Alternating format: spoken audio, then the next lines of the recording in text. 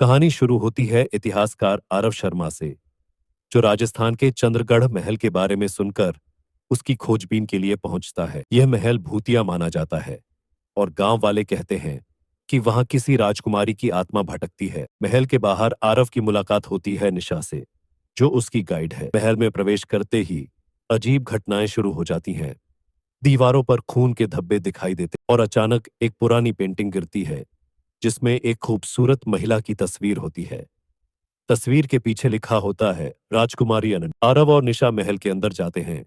वहां उन्हें एक गुप्त दरवाजा दिखाई देता है। निशा बताती है कि इस दरवाजे के पीछे राजकुमारी का खजाना छिपा है। दरवाजा खोलते ही वे एक अंधेरी सीढ़ी से नीचे उतरते हैं। उन्हें किसी महिला की पायल की आवाज सुनाई देती है, जिसमें फव्वारा और अनन्या की एक और पेंटिंग होती है।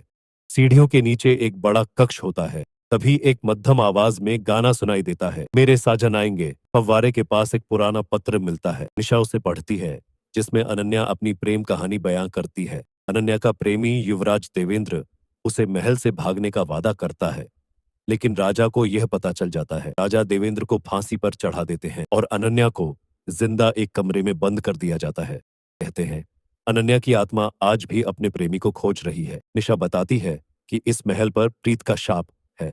जो भी यहाँ आता है वह या तो मर जाता है या गायब हो जाता है। आरव को अचानक अपने चारों ओर किसी की परछाई महसूस होती है। निशा भी डर जाती है। अभी दोनों के सामने एक दरवाजा अपने आप खुलता है, जिसमें एक बंद कमरा दिखाई देता है। दोनों बंद कमरे में जाते हैं, जहां दीवारों पर खून के धब्बे होते हैं। कमरे में एक शीशा रखा होता है, जिसमें अनन्या की छवि दिखाई देती है। वह कहती है, मुझे मेरा न्याय चाहिए। आरव उससे सवाल करता है, लेकिन जवाब देने के बजाय अनन्या की छवि गायब हो जाती है।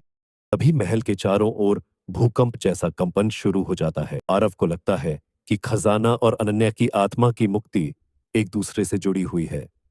निशा को एक पुरानी किताब मिलती है। वे खजाने की तलाश में महल के सबसे गहरे तहखाने में पहुंचते हैं। वहां उन्हें एक सोने का बक्सा मिलता है। बक्से को खोलते ही कमरे में अंधेरा छा जाता है और अनन्या की आवाज गूंजती है, खजाना मेरा नहीं, मेरा प्रेम है। आरव और निशा को पता चलता है कि अनन्या के प्रेमी देवेंद्र ने उसे धोखा दिया था। वह राजा से मिलकर महल का खजाना चुराने की योजना बना रहा था।